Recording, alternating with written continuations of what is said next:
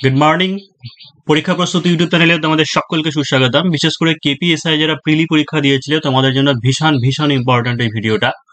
তো দেখে নাও যে গতকালকে কেপিএসআই যে প্রিলি পরীক্ষা হয়েছিল 28 তারিখে, সেটার আনসার কি পাবলিশ করে দেওয়া হয়েছে। গতকাল অর্থাৎ 29 ফেব্রুয়ারি পাবলিশ করে দেওয়া হয়েছে। 28 জানুয়ারি পরীক্ষা হয়েছিল প্রিলি পরীক্ষা। তো যদি কোনো কোশ্চেনে ডাউট থাকে বা কিছু থাকে, সেই ক্ষেত্রে wbprb10@gmail.com এইখানে মেল করে পাঠাতে বলা হয়েছে 7 দিনের মধ্যে। তো মনে হয়েছে যে বেশ কিছু কোশ্চেনে হয়তো মিসম্যাচ আছে বা হয়তো চেঞ্জের দরকার আছে।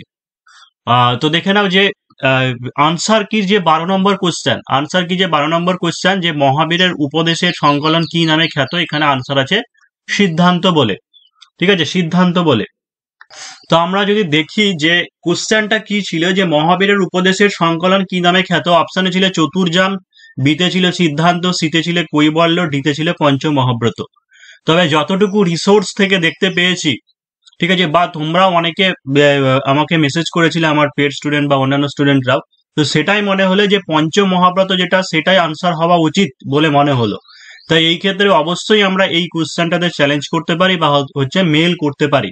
এবার কিভাবে করবে যারা বুঝতে পারছো না, তাদের জন্য আমি এই ডেসক্রিপশন বক্সে, ভিডিও ডেসক্রিপশন বক্সে লিখে দিচ্ছি।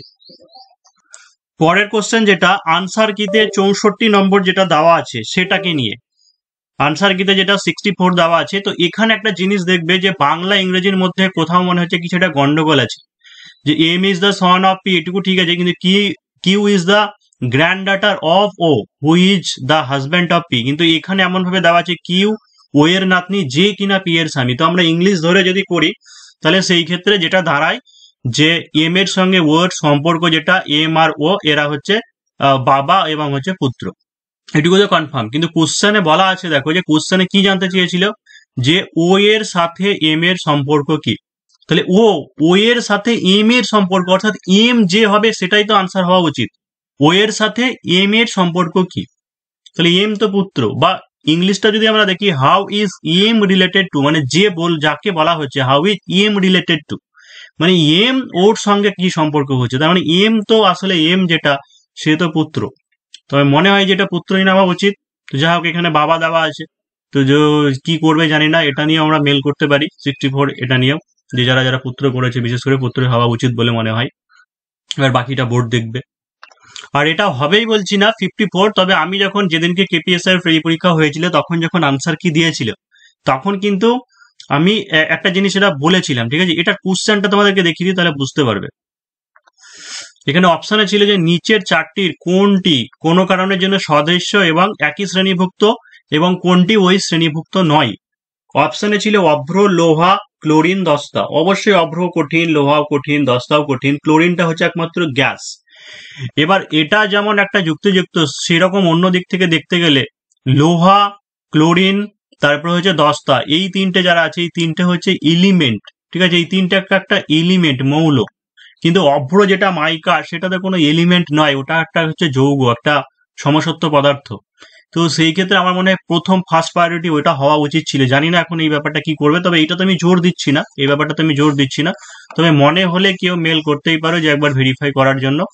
কিন্তু যতদূর মনে হচ্ছে যে হয়তো এইভাবে রাখছে, যে কাঠিন্য বা কিরকম কেমন, যে এইগুলো কঠিন ওটা গ্যাস, এইভাবে হয়তো দেখছে ব্যাপারটা নিয়ে, সেই জন্য এই ব্যাপারটা নিয়ে আমি জোর দিচ্ছি না। কিন্তু আমার ফার্স্ট টাইম একবার মনে হয়েছিল।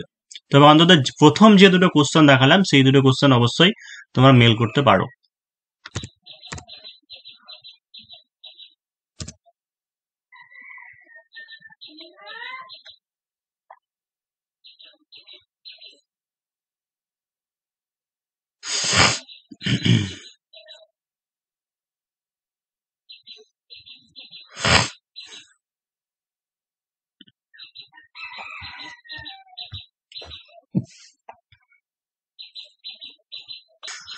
আর পরীক্ষা প্রস্তুতিতে যারা অ্যাডমিশন নিতে চাইছো, যারা মেনের জন্য প্রিপারেশন নেবে ভাবছো, তোমাদের জন্য কন্ট্যাক্ট নাম্বার 7797427474। অনেকে কমেন্ট সেকশনে দেখেছি যে ফোন করলে রিসিভ হয় না, এরকম তোমরা অভিযোগ জানিয়েছ।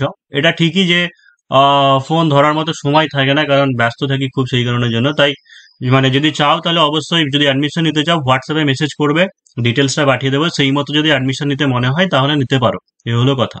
তো দেখো যে কি করা হবে, সেটা হচ্ছে ডেসক্রিপটিভ ম্যাথ প্রত্যেকটা চ্যাপ্টার থেকে অন্তত করে 20টা বা তার বেশি করে, অর্থাৎ পার্সেন্টেজ, প্রফিট অ্যান্ড লস বা মিক্সার অ্যালিগেশন, তারপরে সিম্পল ইন্টারেস্ট, কম্পাউন্ড ইন্টারেস্ট, যতগুলো এরকম চ্যাপ্টার আছে প্রতিটা চ্যাপ্টার থেকে 20টা বা তার বেশি একদম সবই লেখা ডেসক্রিপটিভ সহই মানে সলিউশন পাবে।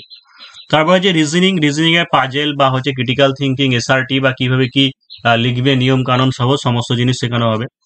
তারপর হচ্ছে English, Bengali, report writing, পেসিস writing, translation, grammar, basic grammar, sentence structure, অর্থাৎ প্রথম দিকে বা হচ্ছে এরকম শেখানো হয় যে বেসিক জিনিসগুলোকে, অর্থাৎ কিভাবে সেন্টেন্স স্ট্রাকচার করবে, সিম্পল, কমপ্লেক্স বা কম্পাউন্ড। আগে সেন্টেন্স স্ট্রাকচার করা না শিখলে তো রিপোর্ট রাইটিং বা পেসিস রাইটিং এগুলো পড়তে পারবে না। তো সমস্ত বিষয়টাতে জোর দেওয়া হবে। জিকে, ঠিক আছে, জিকে হয়তো অনলাইনার হতেও পারে, আবার নাও হতে পারে, যদিও ডেসক্রিপটিভ দেয় বা 2 নম্বর, 2.5 নম্বর, 5 নম্বরে দেয়, কতটুকু কিভাবে লিখবে সেটার জন্য অবশ্যই করানো হবে। আর নোটস তো অবশ্যই পাবে চ্যাপ্টার ওয়াইজ, মক টেস্ট থাকবে, পেপার চেকিং এর ব্যবস্থাও থাকবে। আর একটা জিনিস যে লাইভ ক্লাস সেটা গুগল মিটে হয়। ভালো করে বুঝে যাও যে লাইভ ক্লাস গুগল মিটে হয় কেন করায়, তার কারণটা হচ্ছে স্টুডেন্টদের সঙ্গে একটা ইন্টারাকশন থাকে, উভয়ের সঙ্গে একটা বন্ডিংটা তৈরি হয় এবং ইন্টারেস্টিংটা জাগে মনের মধ্যে। মানে লাইভের আগে হোক বা পরে হোক, কার কোথায় কি ভুল ত্রুটি সেগুলো ভালো করে বুঝতে পারা যায়। এবার একটা সমস্যা যেটা গুগল মিটে ক্লাস করা, সেটা হচ্ছে রেকর্ডিং গুলো পরে দেখা যায় না। তো সেটার জন্য পরীক্ষা প্রস্তুতি ব্যবস্থা করে রেখেছে, চিন্তার কিছু নেই। কারণ রেকর্ডিং যেগুলো থাকে সেইগুলো হচ্ছে পরীক্ষা প্রস্তুতির পেড চ্যানেল আছে, ঠিক আছে, পেড চ্যানেলে সেগুলোকে আপলোড করা হয় এবং লাইভ ক্লাসের ঠিক 10 মিনিটের মধ্যে তার লিঙ্ক তোমরা পেয়ে যাবে এবং অবশ্যই পরবর্তীকালে ভিডিওগুলো দেখার সুযোগ থাকবে। এমনকি ভিডিওগুলো তুমি ডাউনলোডও করে রেখে দিতে পারো, কোনো অসুবিধা নেই। রুটিনটা দেখে নাও। রুটিনটা হচ্ছে সোমবারের দিনকে জিকে থাকে, বুধবারের দিনকে ইংলিশ থাকে, শুক্রবারের দিনকে বেঙ্গলি ইংলিশ থাকে, শনিবারের দিনকে ম্যাথ রিজনিং থাকে। আরো একটা নতুন রুটিন অ্যাড হবে, মানে 5 দিন অ্যাড হবে, তবে আপাতত ভাবে 4 দিন আছে। সন্ধ্যাবেলা 7:45 থেকে 9:15। অনেকে হয়তো বলবে যে 4 দিনে বা 5 দিনে কিভাবে শেষ হয়, আরো ক্লাসের দরকার ছিল। দেখো, আমার পড়াবার স্ট্র্যাটেজি এমনটাই যে এই দিনই এনাফ। তোমাকে গ্যারান্টি দিচ্ছি যে 3 থেকে 4 মাসের মধ্যে তোমার পুরো সিলেবাসটাকে আমি কভার করে দেবো। আর একটা জিনিস সেটা হচ্ছে ফিজের ব্যাপার, সেটা ওপেন বলেই দিচ্ছি যে ফিজের ব্যাপার 4,000 টাকা। কিছু কিছু ক্যান্ডিডেট কেন বলে বুঝতে পারি না যে প্রচুর টাকা, হয়তো অনেক জায়গাতে 300, 400, 500, 600 টাকায় পড়ানো হতে পারে, সেটা থাকবে, কিন্তু যে প্রতিদিন মানে অ্যাকর্ডিং টু রুটিন সেইভাবে লাইভ হয় কিনা সেখানে আমি জানি না। হয়তো এমনটা হতে পারে যে একটা দুটো করে লাইভ ক্লাস দিয়ে দেওয়া হলে বাকিগুলো রেকর্ডেড ভার্সন হতে পারে বা হয়তো পিডিএফ হতে পারে। তো একটা এসআই এর ক্লাস বা ডেসক্রিপটিভ বা মেনের ক্লাসের তুলনায় আমার মনে হয় যে ফিস যথেষ্টই কম আছে। সেই তর্ক বিতর্কে আমি যেতেও চাই না। যাদের দরকার আছে, প্রয়োজন আছে, তারাই শুধু পরীক্ষা প্রস্তুতিতে অ্যাডমিশন নিতে পারো, এইটুকু শুধু বলবো। আর ভর্তি হওয়ার পদ্ধতি সেটা হচ্ছে 7797427474 এই নম্বরে ফোন পে বা গুগল পেতে পেমেন্ট করে দিয়ে পেমেন্টের স্ক্রিনশট লাগবে। কেপিএসআই যে পরীক্ষা দিয়েছে তার ফ্রিলি অ্যাডমিট কার্ড লাগবে। হ্যাঁ, এই ফ্রিলি অ্যাডমিট কার্ড মানে এরকমটা নয় যে তুমি পাস করবে যে আমি তুলে তুলে দেখাবো যে দেখো এরা পাস করেছে আমার কাছে পড়তে, এটা কোনোদিনই করেনি পরীক্ষা প্রস্তুতি। সেটা প্রিভিয়াস সমস্ত ভিডিও থেকেও দেখতে পাবে। এটা একমাত্রই সেটা হচ্ছে ক্যান্ডিডেট প্রুফ যে সে কেপিএসআই এর ক্যান্ডিডেট কিনা, এটার জন্যই হচ্ছে ফ্রিলি অ্যাডমিট কার্ড নামা। সেই সাথে হচ্ছে একটা আধার কার্ড বা হচ্ছে যে কোনো একটা আইডি প্রুফ দিতে হবে, আর হচ্ছে ইমেল আইডি দিতে হবে। এইগুলো দিলে পরেই তুমি অ্যাডমিশন হয়ে যাবে কেপিএসআই স্পেশাল মেন কোর্সের জন্য।